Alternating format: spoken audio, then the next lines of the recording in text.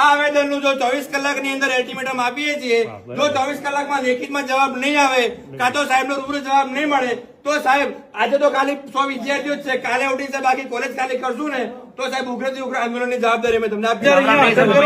પ્રેમથી વાત કરીએ એટલે સાહેબ તમે આમને એટલે શું રૂમમાં હોય તો રૂમમાંથી બોલાવો સાહેબ, અમે નવરા નહીં બોલાવો, બરાબર? ઘડીક જમવા જતો રહે, ઘડીક રૂમમાં જતો રહે. ડિસ્ટર્બન્સ ના કરશો અહીંયા.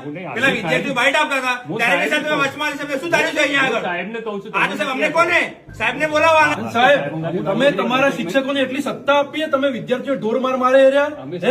તમારી શિક્ષકો પર તમારી આટલી બી લગામ નહીં, તમે એમને ફૂલ સત્તા આપીએ સાહેબ કે આટલી નિર્દયાથી મારે. અમે કોઈ સત્તા આપેલી એને બાપાની ભેગી છે અહીંયા. ભેગી કરો સાહેબ, એક મિનિટ. તમે સત્તા નહીં આપી, છૂટ નહીં આપી, તો આ ઘટના બની. એના પછી સાહેબ ને શું કરવા કોલેજ બોલાયો હોય? તમે એના સાહેબ પછી લીધા હોત તો અમારા ડોકે ના આવવું જોઈએ સાહેબ. તમે એના પછી લીધા હોત કોલેજમાં ખુલ્લેઆમ અમારા ડોકે ફરે. ના આવવું પડે સાહેબ.